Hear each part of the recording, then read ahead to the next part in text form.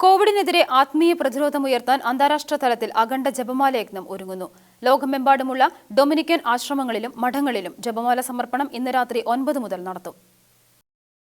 Dominican സഭയോട് ചേർന്ന് പ്രവർത്തിച്ചിരുന്ന വിശുദ്ധ കാതറിൻ ഓഫ് സിയന്നയുടെ തിരുനാൾ ദിനം ആയതിനാലാണ് ഏപ്രിൽ 29 തന്നെ ജപമാല സമർപ്പണത്തിനായി തിരഞ്ഞെടുത്തിരിക്കുന്നതെന്ന് സഭാ നേതൃത്വം വ്യക്തമാക്കി. ഇതിനു മുൻപും മഹാമാരിയുടെ സമയത്ത് അഖണ്ഡ ജപമാല യജ്ഞം സംഘടിപ്പിക്കപ്പെട്ടിട്ടുണ്ട്. പ്ലേഗിനെ പ്രതിരോധിക്കാൻ ഇറ്റാലിയൻ സന്യാസിയായ ജോൺ റിസിയാർഡിയാണ് അഖണ്ഡ ജപമാല അർപ്പണം എന്ന ആശയം 17-ാം നൂറ്റാണ്ടിൽ ആദ്യമായി അവതരിപ്പിച്ചത്.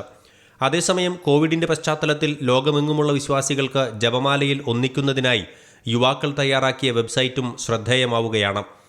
ആഗോള വിശ്വാസികൾക്ക് തങ്ങളുടെ പ്രാർത്ഥനാ നിയോഗങ്ങൾ പോസ്റ്റ് ചെയ്യുവാനും ആ നിയോഗങ്ങളെ മുൻനിർത്തി ലോകത്തിന്റെ വിവിധ കോണുകളിലുള്ളവർക്ക് ജപമാല ചൊല്ലുവാനും സൗകര്യമൊരുക്കുകയാണ് മാപ്പ് ഓഫ് ഹോപ്പ് എന്ന പുതിയ വെബ്സൈറ്റ്. മെയ് മാസത്തിൽ കുടുംബങ്ങളിൽ പ്രത്യേകമായി ജപമാല ചൊല്ലണമെന്ന് ആഗോള വിശ്വാസി സമൂഹത്തോട് ഫ്രാൻസിസ് പാപ്പ ആഹ്വാനം ചെയ്ത പശ്ചാത്തലത്തിൽ മാപ്പ് ഓഫ് ഹോപ്പിന് പ്രത്യേക പ്രാധാന്യമാണ് ഉള്ളത്. International desk, ഷെഖൈന news.